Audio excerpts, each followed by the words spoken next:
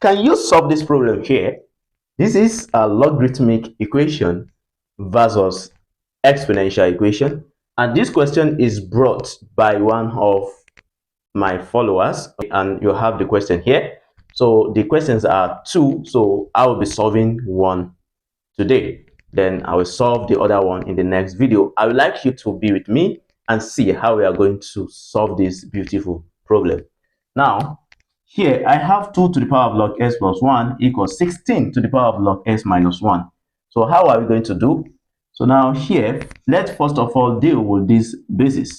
So now we have base 2 and we have base 16 here. So now let's try to translate this 16 into what? Into the base of 2. And that's going to be 2 to the power of log x plus 1 equals. Now this 16 can be written as 2 by 2 by 2 by 2. So when you multiply this together, must give us 16. So we're going to have 2 to the power of 4, okay, then log x minus 1. So now the next thing we're going to do here is that you can see this is the power, and we have the power to be all of this again. So from the law of indices, I say when you have a to the power of b, okay, then to the power of c, this b will multiply the c. We're going to have a to the power of bc. So we're going to use the same idea here.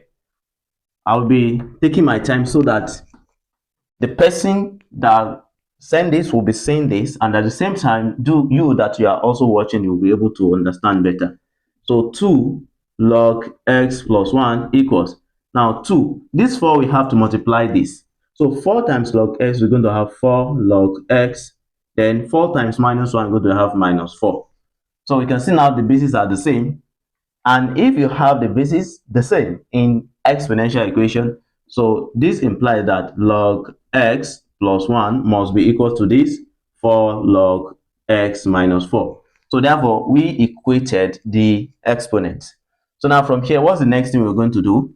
So now what we are going to do now is that let's do transposition, okay? So we are going to transpose this minus 4 to the other side, and I transpose this log x to the other side. So we're going to be having 1 plus 4 equals, then we have 4 log x, then let's transpose this to this side. We're going to have log x.